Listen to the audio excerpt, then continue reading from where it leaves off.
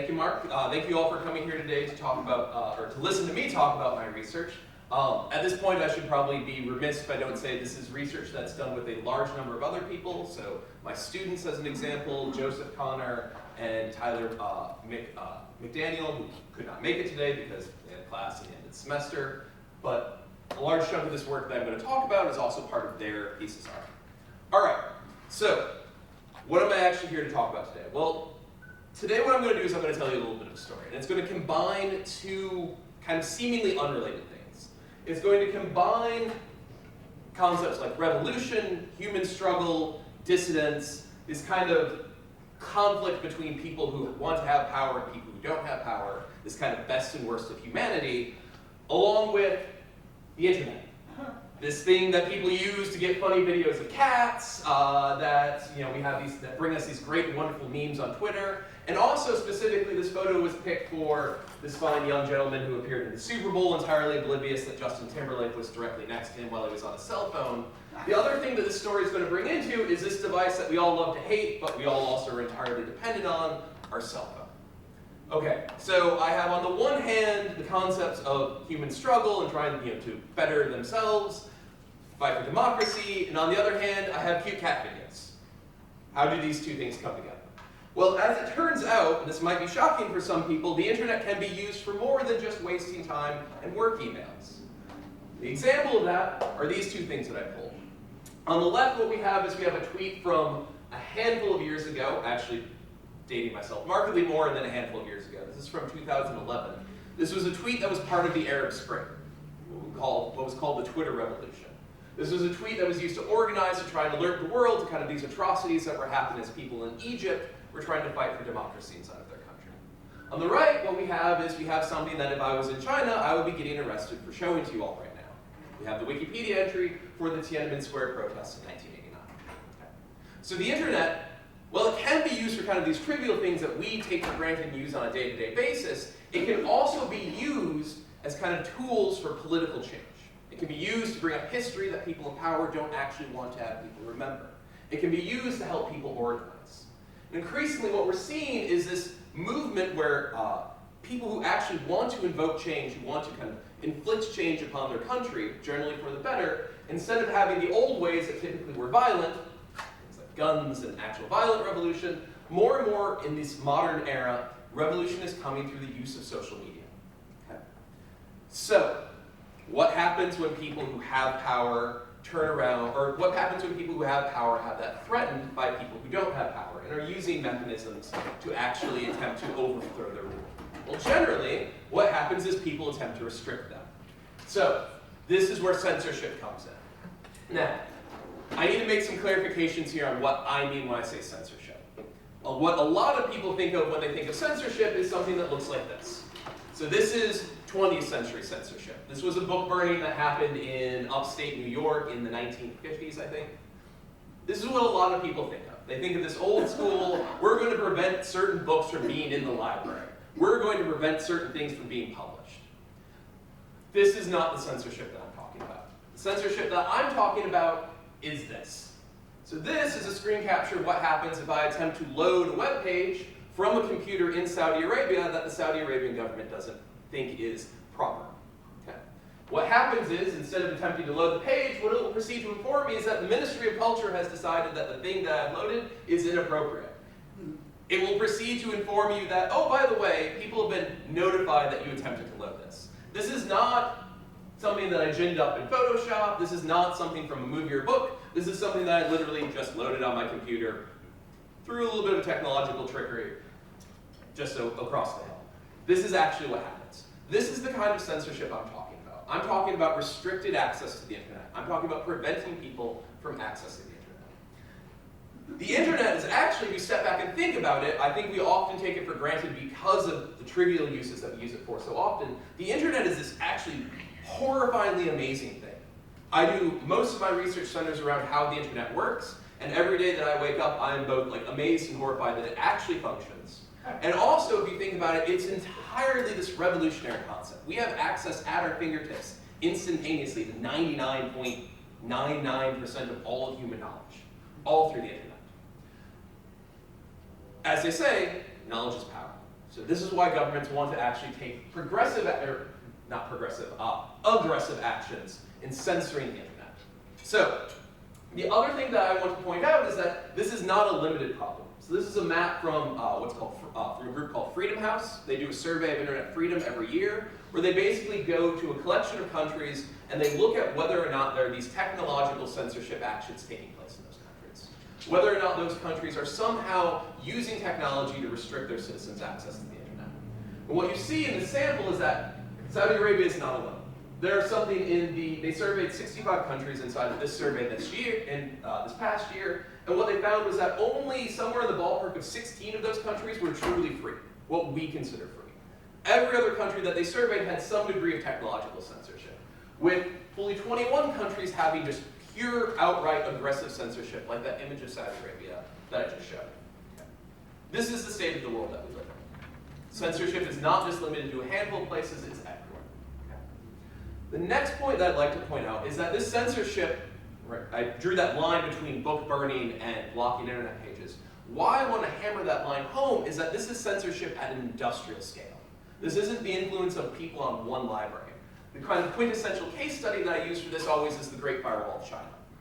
So the Great Firewall of China, something that they don't call it the Great Firewall of China, obviously, they call it something else. But this is something that was built in 2006, with the help of American companies like Cisco. We're not always on the right. And basically, the original idea of it was to kind of filter out what they called internet traffic that was harmful to public morality. Usually that's the way all of these things start, because it's hard to argue against things that are damaging to public morality, and then from there censorship can drift to what other people consider the truth. And that's usually the way it goes.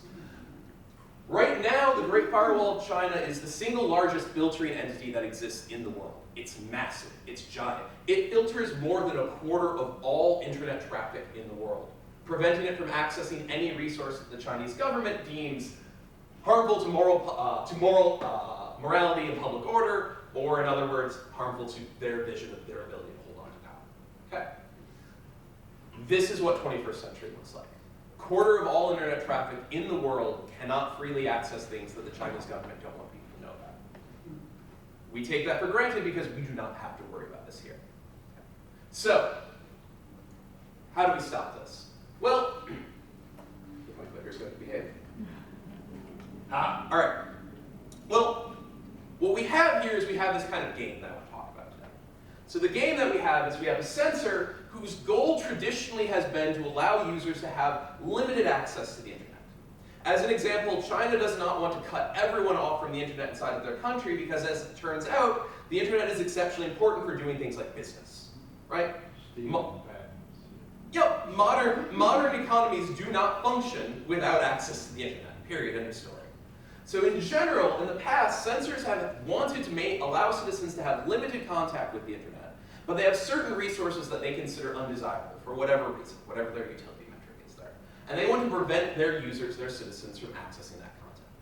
The goal of people building censorship circumvention schemes is we want to leverage that limited connectivity that users have in order to allow them to access any content, even if it's forbidden. Basically, this is one of these interesting areas where computer security researchers, we actually get to be the bad guys. Bad guys in quotes. All right, so how does this work in general? Well, this is the scenario that we have. So I'm a cryptographer by trade, it's part of my trade, and so generally whenever we draw this out inside of cryptographic circles, you always have these protocols where you need parties communicating, and we always call them Alice and Bob. So all right, we have Alice, good old Alice Cooper. My students get a kick out of this, and then I'm too lazy to actually change the slides. All right, and then we need a Bob, so we have Bob Ross. All right, so what we have is Alice would like to talk to Bob. They need to talk to each other over the internet. They're not connected to each other. They don't have direct access to each other. Alice is going to live inside of a censoring nation state. So we need an adversary. I will choose my favorite evil penguin icon of choice. All right. So what the adversary is going to do is the adversary is going to monitor Alice's network connections, looking at who Alice is talking to and what traffic they are sending. And so the censor has decided that he does not want Alice to have access to Bob's magical happy clouds and his happy accidents. Whenever Alice proceeds to try and talk to Bob over the internet, what the censor is going to do is he's going to examine that traffic. He's going to see if that traffic is going to a forbidden resource or if it's containing forbidden content. And if it is, what he's going to turn around and do is block that traffic. It's going to cut off your access. Very, very simple game. Okay.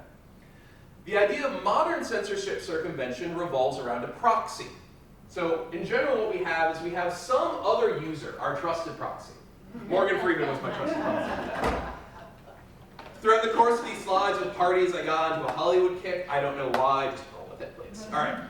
So the way most modern censorship circumvention works is we have some trusted proxy who lives outside the censored region. Okay? They are not inside the censored area, so they could be, as an example, in the US or in Europe, Western Europe. And they have the ability to talk to Bob. And instead of directly talking to Bob, what Alice is going to turn around and do is Alice is going to talk to the trusted proxy. And is going to ask the trusted proxy, hey, could you talk to Bob on my behalf? That's the basic idea of where this goes. The trusted proxy will say, sure, that's why I'm here. He'll talk to Bob on Alice's behalf and then kind of ship that information back. We use cryptography to hide the contents of the information. But the basic idea is if the censor is looking at this connection, the trusted proxy is not considered blocked content historically. So as a result, this allows Alice to actually gain access. Now, this is a very, very, very mature area of research. This is the area of research that when I started to shift over to security research, I first cut my teeth on, and that was more than a decade ago. So yeah, this is a very mature area of research. We have most of these problems kind of figured out. I'm sweeping a whole bunch of details under the rug. Obviously, the censor probably considers the proxy to be a potential illicit content. So there's this problem. Let's get forward. So Tor was one of the original ideas for how they did this. Basically, Tor is a system that provides anonymous communication. The result of that was that the adversary, in this case China, the censoring nation state, would proceed to view Tor as illicit content as well. It would block access to that. There's this eternal cat and mouse game going on right now between Tor developers as to how they hide where the proxies actually are in the internet from the censor, and the censor trying to figure it out. Modern censorship circumvention, when it comes to scenarios like this, involve actually using resources that are very important to the adversary. So as an example, you'll notice I mentioned e-commerce and business activity. One of the most common things that the adversary needs to provide access to is things like Skype, voice over IP calls. Okay? So modern censorship circumvention in terms of gaining access to proxies, what they do is they hide the proxy inside a resource that is really important to the adversary. An example of this is a system called Facet. So one of the most commonly censored things inside of China is YouTube videos. So the basic idea of Facet is they have the proxy as a Skype user, and what happens is when you want to view a YouTube video, what you turn around and do is you place a Skype call to the proxy. From the censor's perspective, it just looks like you're placing a Skype call, and then the proxy, that user, proceeds to basically fake viewing a YouTube video through a webcam and a microphone. Okay? So you get your YouTube video as a video call, the adversary is none the wiser. It looks exactly like a just normal Skype video call. So this is the way censorship circumvention is done now. All right, so we're good, we're done. Okay. Nothing. Obviously I wouldn't be here if that was the case. All right. So in this original definition of the censorship and censorship circumvention game, there was an implicit assumption inside of here. That implicit assumption was that the censor was going to allow its citizens to have limited internet access. And every currently existing censorship circumvention system assumes that the user has some limited internet access, and we're going to utilize that to give them general purpose free internet access. Okay. So, for like 15 years, this was a perfectly valid assumption. Perfectly fine. That all changed when I was a grad student. So that change, specifically, it was actually very interesting, that changed one night in early 2011. So I did, my thesis research dealt with kind of the way the internet as a whole finds paths to get from source to destination. And so I actually was staring at kind of the roadmap of the internet one night, and I got to see a surreal thing that I have rarely seen, but it's really freakish the first time you see it. I got to see an entire country drop off the internet. Not parts of a country, not most of a country. Literally the entire country of Egypt dropped off the internet. Ceased to be reachable. No cell phone signals in or out. No IP traffic in or out. Just went away. What had happened was, this was during the Arab Spring.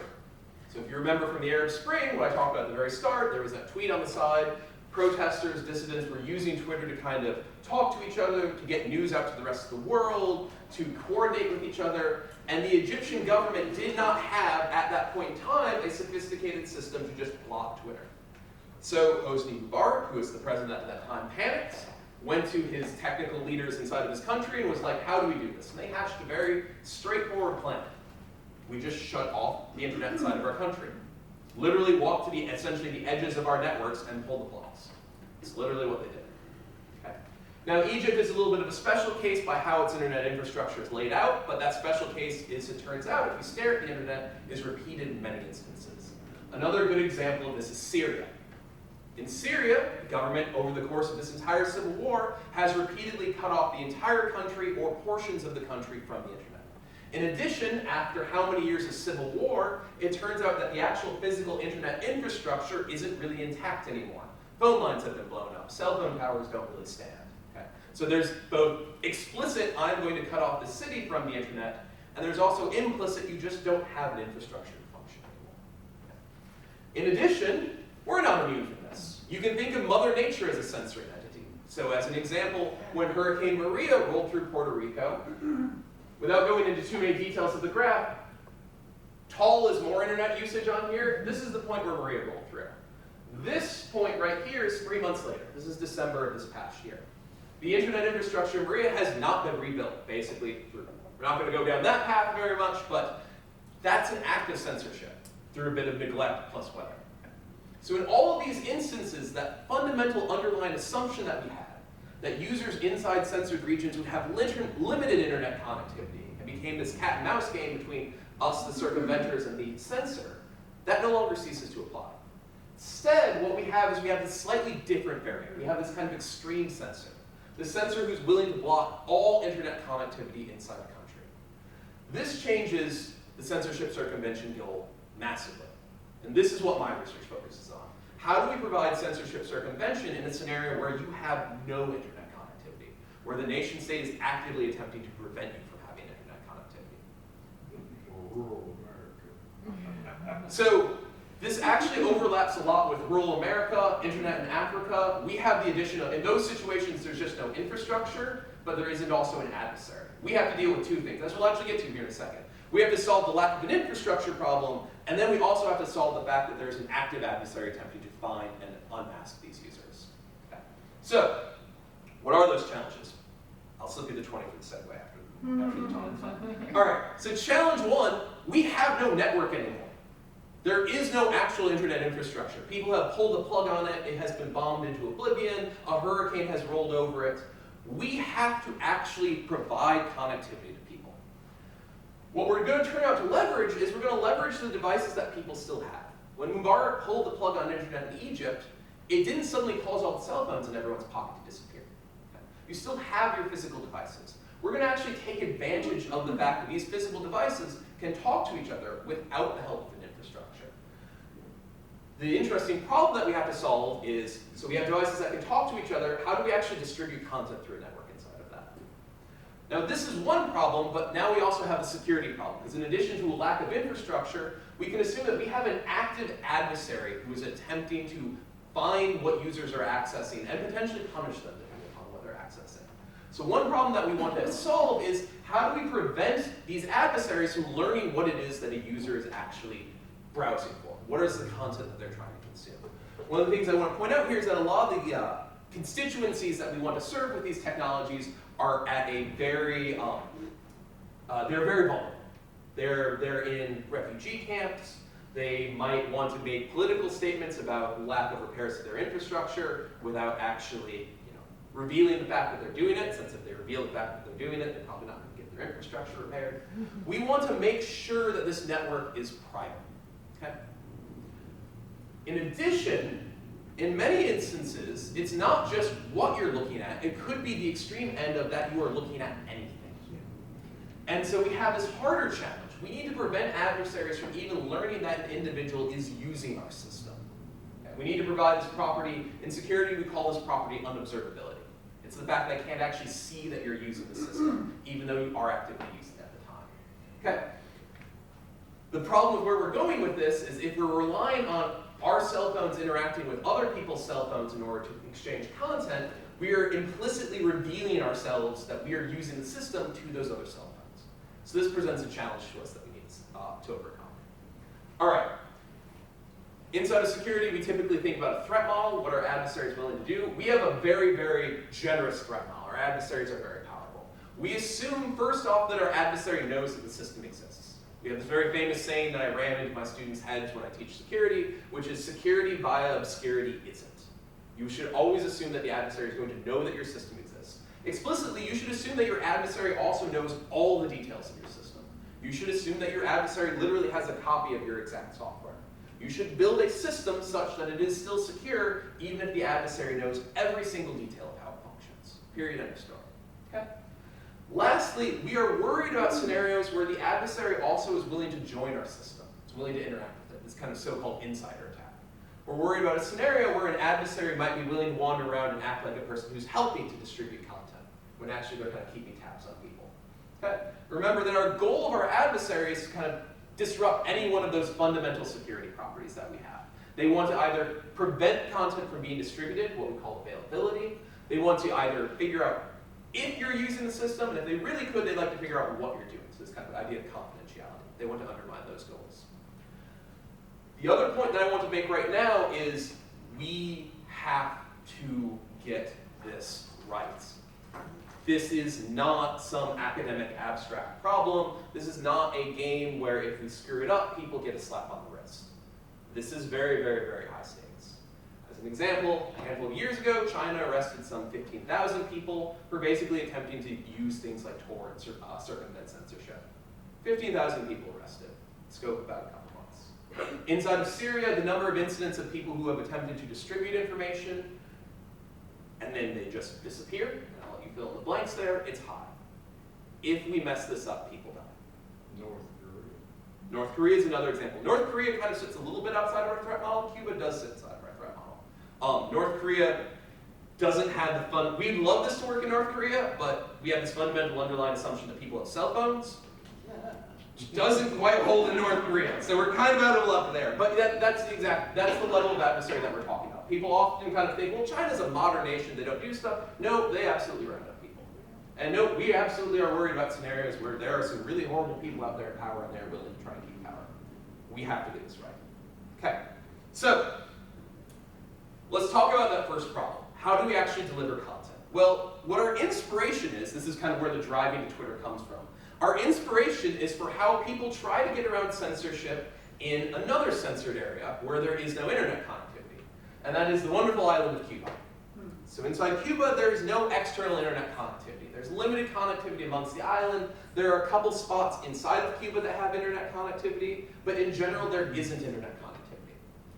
The first observation that I'd like you to make is that just because the internet doesn't work in Cuba, it turns out that there are a lot of places really nearby where the internet works perfectly fine. Thank you very much. All right?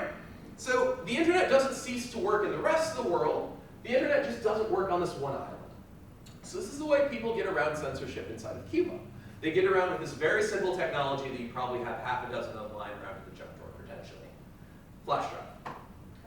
So the basic idea of how censorship circumvention works in Cuba right now is that some number of people go back and forth to the US, or to Europe, or to one of the other islands where there is internet connectivity, and they bring a flash drive with them.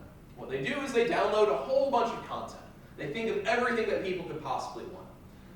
Magazine articles, whole bunch of Netflix shows, movies, TV, you get the general idea. They load up these flash drives, and then they proceed to smuggle them into the country. Okay? And then what they do is they go to their friends and they say, hey, I've got this content for you. The friend goes, great, plugs the flash drive into their computer, downloads the content, has all that content. Then that friend can in turn go around and they can load it up onto their flash drive, without ever having to have left the country, and they can give it to their friends, who can give it to their friends. And basically what happens is data gets transmitted not through wires and cables, not through radio signals, but with people's feet. We actually have a name for this in computer science. We literally call it a sneaker. Okay? All right. This is the basic way that this system works. Alice wants to talk to Bob. Alice still lives in our censored region. Alice says, great, I can't talk to Bob, but I happen to have this trusted friend and he travels. So what I'm going to do is I'm going to try and talk to him and say, hey, I am really interested in a particular piece of content. Can you please remember that I'm interested? Our trusted friend proceeds to travel outside the country where he can freely talk to Bob. He says, hey, Bob, somebody wanted this. Could you proceed to get it? He fetches that content, replacing my interest in that content with the actual content itself. Then when he travels back into the country, he comes, meets me and says, hey, dear friend, here's your content. And I'm happy. What's the problem with this picture? There are many problems, but what's the obvious one? Slow. It's slow. Morgan Freeman's gonna die. Morgan Freeman's at risk. We'll assume that Morgan Freeman knows what he's doing. He's very wise and sage. Sounds like spy operation. Yeah, it's very patchy. The other problem, you're kind of missing a very fundamental one. What happens if I don't have a friend? What happens if I don't know anybody who goes, okay, I have friends, they're just boring friends, all right? I have friends, just none of them goes out of the country, okay? In this scenario, I don't get my content, okay? This is the current problem, one of many problems as we just talked about with this kind of sneaker net approach. Here's the catch though. Let's say that Alice and Morgan don't actually know each other. They walk past each other on the road. Morgan could be carrying the content that Alice wants. He could have the movie or the news article or whatever he wants. And they could walk right on past each other and never even know that he came mere feet from talking to them. Because generally people are bad at talking to strangers, and especially people are bad at talking to strangers if they're like, hey, do you happen to have this illicit content lying around that could get us in trouble? Well, humans are really bad at it. What it turns out is that if Alice and Morgan are both carrying their cell phones turn out to be very good at communicating with each other. You don't need a radio tower, you don't need a Wi-Fi access point for two cell phones to talk to each other. And cell phones are very, very, very good at talking to strangers. So this is what our system aims to do. This is how our system kind of bridges this sneaker net problem of if you don't know a guy, you're out of luck.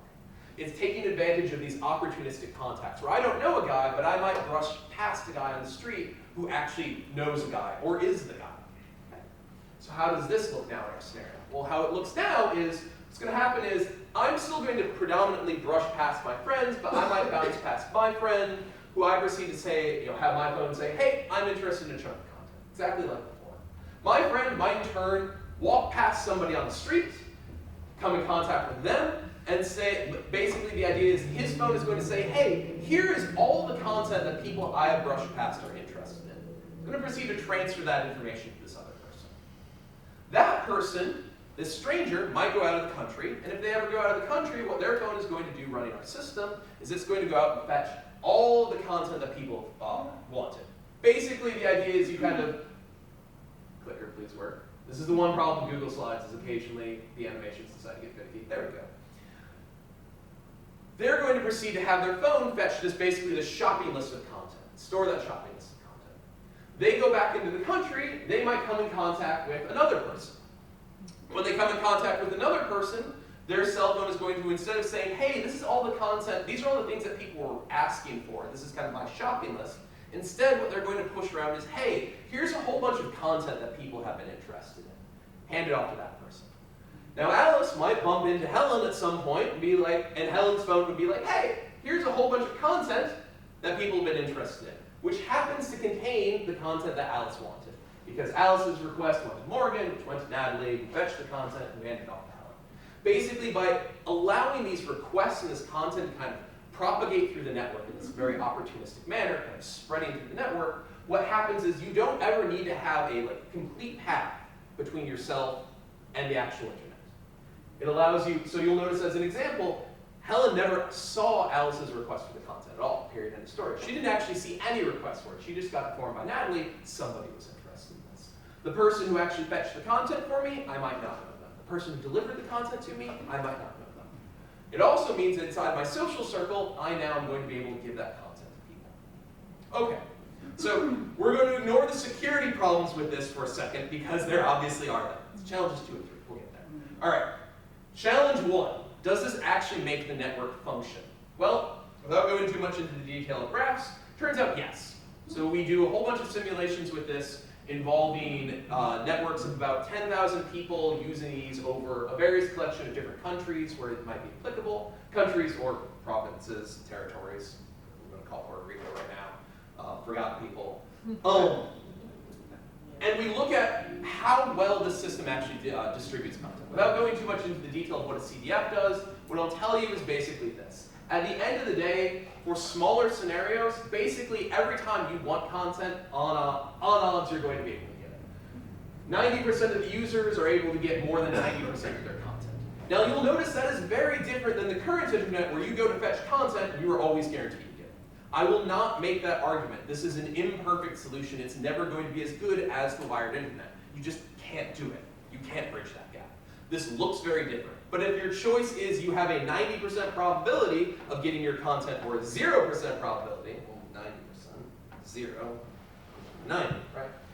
As the country grows in size, because this is driven based on human mobility and kind of the density of users, it becomes a little bit harder to get content. Interestingly enough, this turns out to be counteracted by getting more people to use the system, which is about what we'd expect.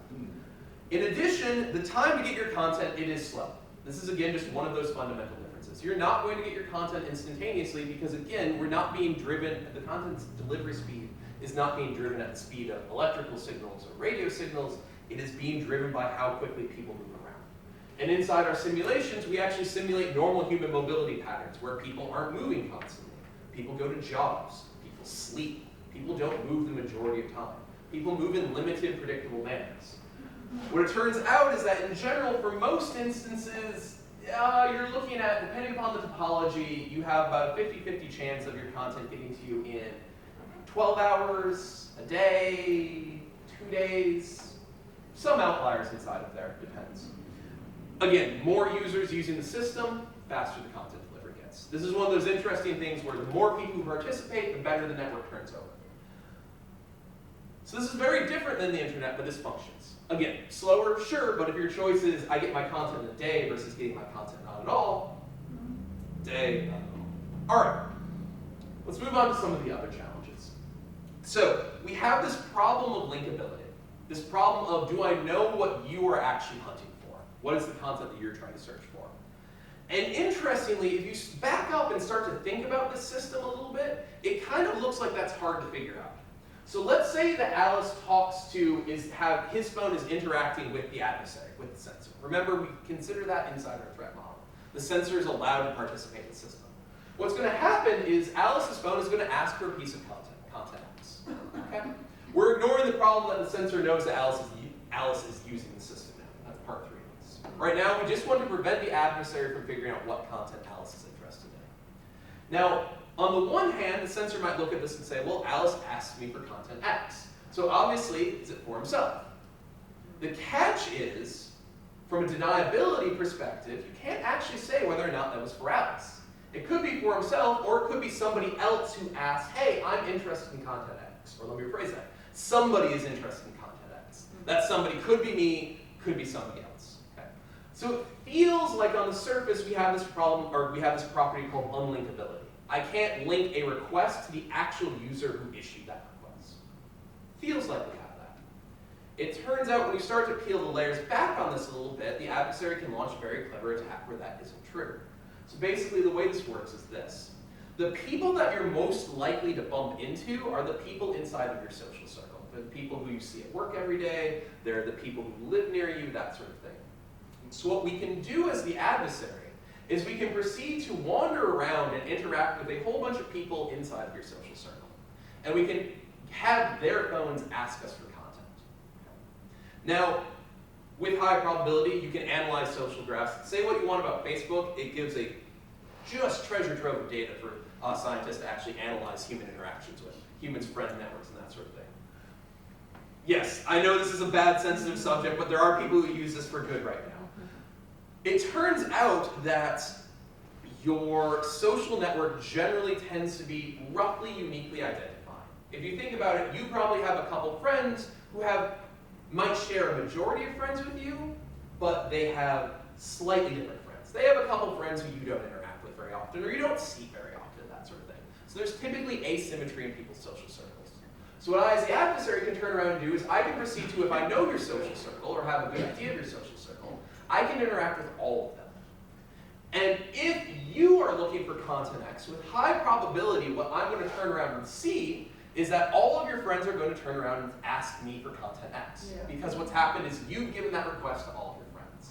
So in general, what that tells me is it doesn't tell me that any one of these individuals did it. What it tells me is that highly likely, with high probability, it's some individual who interacts with all these individuals.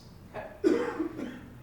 If people in our network moved more randomly, this would not be a problem. The network would have what we call good mixing properties. However, it turns out human beings move very predictably. Think about, you probably go to the same rough set of locations, day in, day out, month in, month out, with some variation there, some one-offs. That property allows an adversary to launch this kind of statistical attack where I don't look at you, but I look at all the people that you're highly likely to interact with. And their behavior, the things that they ask me for, probably are the things that you ask them for. So, how do we solve this problem? Well, how we actually solve this problem is going to involve a lot of math. I do not have the time to go through the entire... Don't panic. I'm not going to present any of the math. We don't have an entire semester's worth of cryptography time to go through here. We're going to talk about it from a very high-level perspective. If you're really curious, you can ask me about the math. I'll tell you about it. But for now, pretend we have a black box. We make this black box through math. This thing is called a cryptographic accumulator. Okay. What we're going to do is we're going to use this to hide what Alice is actually asking for, the content. It's going to allow Alice to ask for content without revealing what pieces of content Alice is interested in.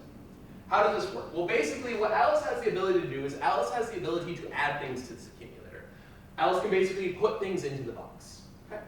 Now, the adversary, if the adversary has access to the box, the adversary can observe it, they can look at it. But the interesting part of this box is if the adversary looks at it, they cannot directly figure out what things are inside of it. They can't enumerate those things.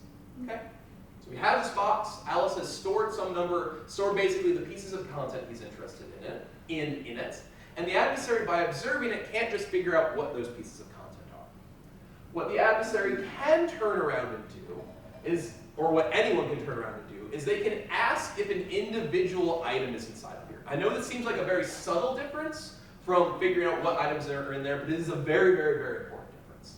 I can ask if something is inside of there, and that black box will spit out, if that item is inside of there, that black box will spit out, yep, it's in here. I can't directly observe what the items are inside of it, but I can ask if an item is in there. So, what this means is we can use this for asking for content. I can load up all the names of the pieces of content I'm interested in, I can hand it to you, and you can proceed to look at the pieces of content you have, and you can test each of them individually. Is the request for NPR inside of here? Is the request for utk.edu inside of here? Etc., etc., etc. These black boxes have a trapdoor that we're not going to go into, where a trusted third party, basically once somebody hits the internet, there's a trusted third party who actually can pop them open and figure out what's inside of them. That's kind of out of band and there's more detail there. If you're interested in that, ask me afterwards. But this is the basic idea. We can use this to exchange images. In addition, these things are portable. When you and I interact, I can hand you a whole bunch of these black boxes. You have no clue which of them is mine. A lot of them might be from the people I've bumped into. So we have this nice ability for me to exchange interests for other people. Now the problem is this doesn't quite get us what we want. This does prevent the adversary from just directly looking at what the pieces of content are that we're asking for. But what the adversary can proceed to do is they can proceed to repeatedly ask, is this piece of content in there? Is that piece of content in there? And eventually find it. Assuming you have what we call a closed world content scenario. That requires the adversary to actually know the name of the content. It turns out to be pretty hard to avoid this scenario. It's just the way that the internet works and people's content consumption works. So how do we deal with this? How we deal with this is we have what are called false positives with this black box. So basically, Z was never added to this box. Alice added X and Y. So what happens if somebody asks for something that isn't in there? In a normal cryptographic accumulator, that accumulator would always spit out false. However, a certain family of cryptographic accumulators, which people actually stopped using 5 years ago because they were like, it has this horrible property of these false positives, who would ever want this? A lot of cryptographic research is based around, well, this is a cool thing, but I have no clue who would ever use it, and then 10 years ago, or 10 years later, somebody's like, I need something that, oh look, that thing does exactly what I want. This is one of those scenarios. So what we do in the scenario, what this black box does in the scenario when you ask for something that doesn't exist inside of it, is essentially it flips a coin. If the coin comes up heads, what happens is the black box is going to tell the truth. Nope, not in there. If the coin comes up tails, the black box is going to lie. It's going to be like, yup, it's in there. So now as the adversary, what I have is I don't know if I test to see if something's in there, and it says yes, I don't actually know if it was in there. If it says no, I know for sure it wasn't in there. But if it says yes, I don't know whether that's a lie or the truth. The fun fact of this is it turns out this helps our network actually function. You'll notice in that scenario way back with Alice, and he got his content from Helen. He didn't ask Helen. Helen had not seen his original request for that content. Helen just happened to be carrying it. That there's basically this idea of proactive caching. I'm going to shove some content to you that nobody you've ever seen is interested in it, but somebody in the future might. This line here, this false positive, helps us actually distribute content through the network. In addition, it gives us unlinkability. I can see that the black box said, yes, this request is in there, and if it was actually in there, it's guaranteed to say yes, but I also don't know whether or not it was a false positive. So this is how we provide unlinkability to users. So now, I get these boxes that basically are you asking for content. I don't necessarily know exactly what's in there, but it works out where if I have the content that you want, you're guaranteed to get it. You might get some added content that you didn't want, but that helps the network work, and I don't know what you're asking for. Okay? We still have this problem to solve of how do we prevent the adversary from knowing that Alice is speaking the secret protocol that could get him in trouble in the first place. All right, step one. We want to prevent an adversary who's just kind of passively eavesdropping from seeing this. And so we're going to use a technique called steganography. So the basic idea of these two images is this. This image right here is hidden inside of this image. So the art of steganography is a mathematical way in which you can hide a message, a secret message, inside of a publicly viewable message. Where only if you know a key, a secret, can you actually find the secret message. That's the basic idea of steganography. This is a very well-studied idea. Okay. How it happens here is each of these pixels has 3 different numbers for the 3 different colors it's used to render it. It turns out that if you futz with kind of the ones digit in those, for lack of better words, that doesn't really impact the color that much.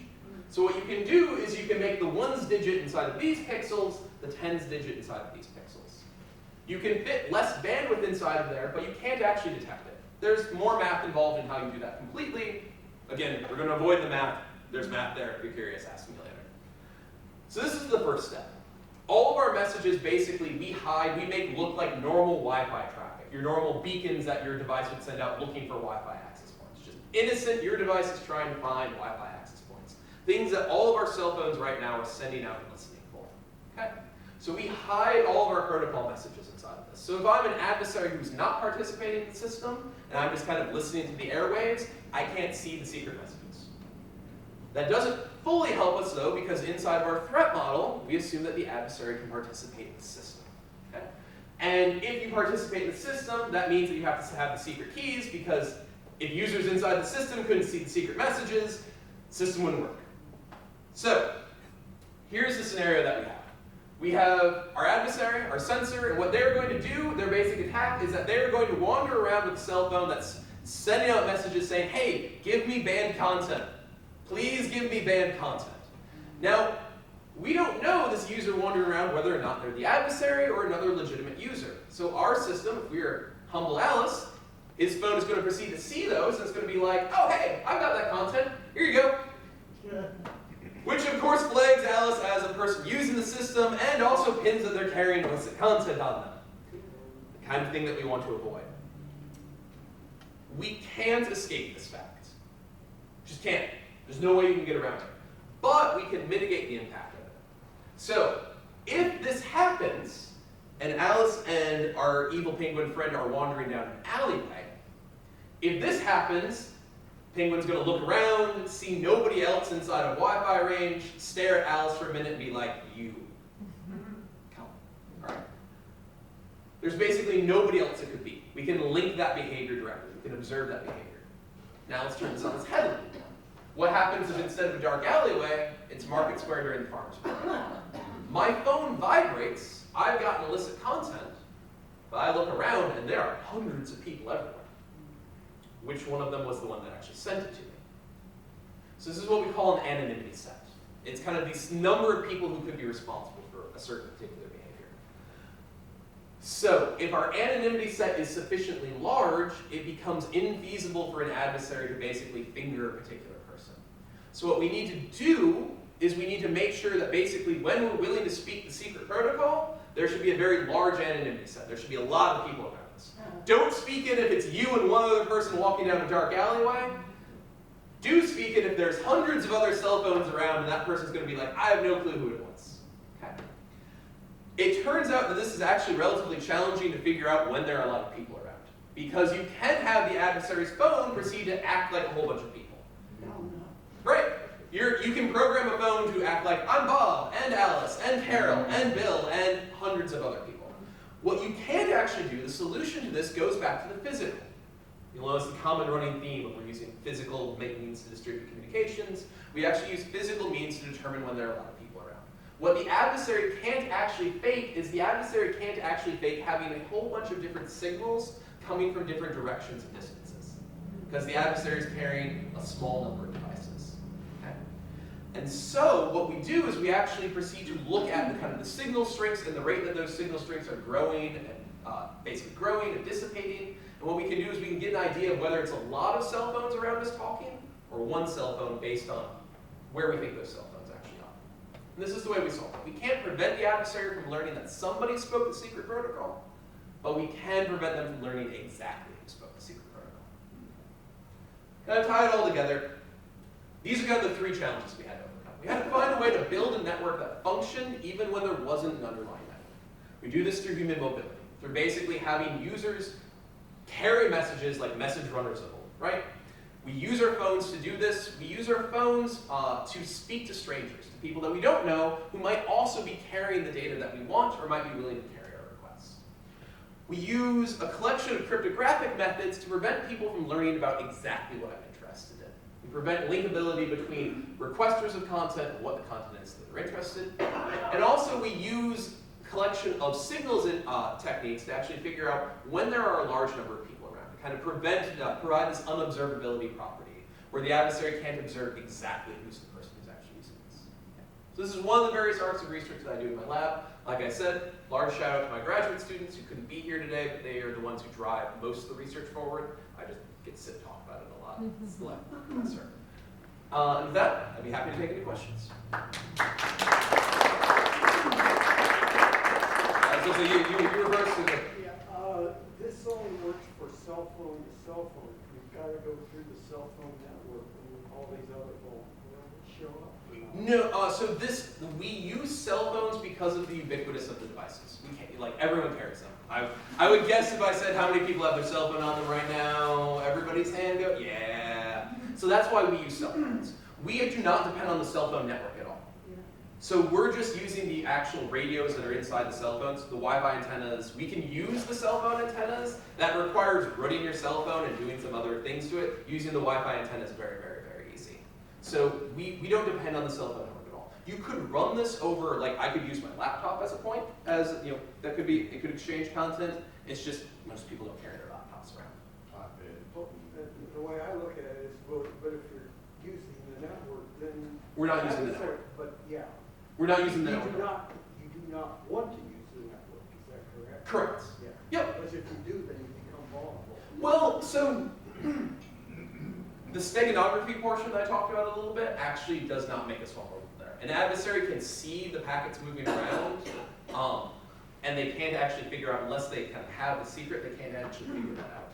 In addition, when we do this, I skipped over a lot of the technical, I swept a large number of technical details under the rug. One of them is whenever you're kind of speaking these protocols, normally the messages that your phone sends, think of it like an envelope. It has a from address and a to address. The to address and the from address in our protocols are just garbage. The basic idea is normally your phone would ignore all messages not addressed to themselves. If you're running the secret protocol, you look at all messages and figure out who's the secret part inside of there. And you definitely don't say that it's from you. It's the basic idea. So we're not as vulnerable to that as you might expect, as it turns out. Yeah. This question goes back to your number one point, way back at the beginning. Yep. And I'll put an example out, say you went on vacation to Puerto Rico. You had this, it was up and running, you guys were finished, it's perfect. You know how to use it on your phone. You go to Puerto Rico, a hurricane hits. How do you get all these other users to come on board with you? So that's what we call a bootstrapping problem. Kind of, there's that fundamental idea of if you have this software, it's great. The problem is you need an internet connection to get the software. I have a couple different answers to that question. In the scenario of a hurricane, the hope, the dream is that basically people like FEMA would advertise for you ahead of time. You know that the infrastructure might be damaged, so you have people load this proactively. It would be kind of come, if you live in Hurricane Alley, you might just have this on your phone. That's the general idea there. Or your first responders would come in carrying that little stick with them. Yep, precisely. So that is, like, you can always, in scenarios where, so this gets to the idea of, are you working in what we call a denied environment, a censored environment, or are you working in a friendly environment? Yeah. In a friendly environment like Puerto Rico, you can have first responders come in with the software. In addition, and that actually gets markedly better, because what you can do is all of the power trucks that are driving around trying to put up power poles, you can slap a cell phone, basically a very, very, very powerful cell phone on the side of them, and they can drive around spewing out content. So it actually works a lot better there. In a censored environment, you do have to infiltrate the software. It turns out that we are actually pretty good at doing that now. So as an example, things like Facet and Tor that I talked about, there's a particular variant of Tor that I talked about way at the start of the talk. Those right now, we have this very good network of how to sneak those into the country, get those distributed. We use that. That network, though, is it's kind of word of mouth and that sort of thing, but it's very, very, very, very, very inconsistent. This is the interesting part here. Our system, remember those 6-hour-a-day sort of scenarios? A lot of times that's actually faster than you can get it through your normal social circles. You ask your friend, hey, when you go out of the country, please get this for me. A lot of times 6 hours to 12 hours, it's going to be faster than the next time one of your friends is going to go out of the country. So we rely on that kind of foot bootstrapping sort of scenario, but we provide better connectivity once you have that software bootstrap. Does that make sense? Other questions? Yeah. What's the name of this particular project, and what's the deployment plan schedule status? So we don't have a name for it yet, because we're working out a large number of the kinks. The long and the short is, like I said, this is one of those you want to get it right for sure. I would guess that we will not have, so a large number of things like the fancy cryptographic black box, you can actually mathematically prove security properties. We are not going to release the software until we have mathematically proven that it's secure. Okay, so I would guess 2-ish years down the road. I mean, that's just an honest answer. How does it actually get out there? The nice part is the censorship circumvention community is very tight-knit. People actually work on that. So my advisor, as an example, is very, very integrated with the Tor project, as are some of my graduate school colleagues, as are some of my professional colleagues. The US Department of State actually has an entire sub-branch that is charged with distributing these technologies to countries. So that again gets back to that kind of how do you get it into the country. The State Department has people who work on that, who try to do that. Those are the avenues that you basically proceed to interact with. And so we have connections inside of those venues to distribute it. And what's your personal plan for personal safety? Are you concerned about Russian poison? No, I am not concerned about Russian poison. That's the long and the short of it. I've never. Anytime somebody gets poisoned, it's somebody who actually knew somebody important. Like, I'm not important. I just write software. I feel. I reserve the right to be proven horribly wrong about that, but I hope not. Yeah. In countries like Syria and Egypt, where they have cut off internet access, do they still have cell phones in those countries? Yep. So they basically work what- in their country. Yeah. So what happened, so the scenario with Egypt, they cut off the internet for about 2 weeks, if I recall correctly, and then they brought it back up once they had tried to quell this. So basically what happens, what they do is, they're the devices that basically glue the network together, that kind of sit at the edges of the network, and what they did is they basically shut those off. So everything was still there. You still had your cell phone in your pocket. They didn't go around and try to round up people's cell phones or anything along those lines. They just cut off the country because there wasn't this technology at that point in time. So doing that was sufficient. They didn't actually have to go to that manpower. In general, when you think about censorship, the basic goal of censorship circumvention at the end of the day, because a sufficiently dedicated adversary could go through and round up everyone's devices and that sort of thing. People could inspect, like you could have the nth degree of inspection going through customs to prevent the flash drives going into Cuba. The idea of most modern censorship, things like the Great Firewall in China, is it's something that can be done in like microseconds, and it can be done in mass. And so the censor is looking for cheap solutions to implement their censorship agenda. You're looking for ways to make censorship circumvention systems don't often make it like provably impossible for them to do that. It just makes it exceedingly costly, right? If everyone in rounded up all the cell phones, obviously the system would work. The adversary's generally not willing to do that. Yep. Thank you. So I think we better, because of time, additional questions, if you just come up to Dr. Schuchard. And aren't we all lucky there's him and people like him working to keep us safe and to help the rest of the world become a little freer. Thank you, Dr.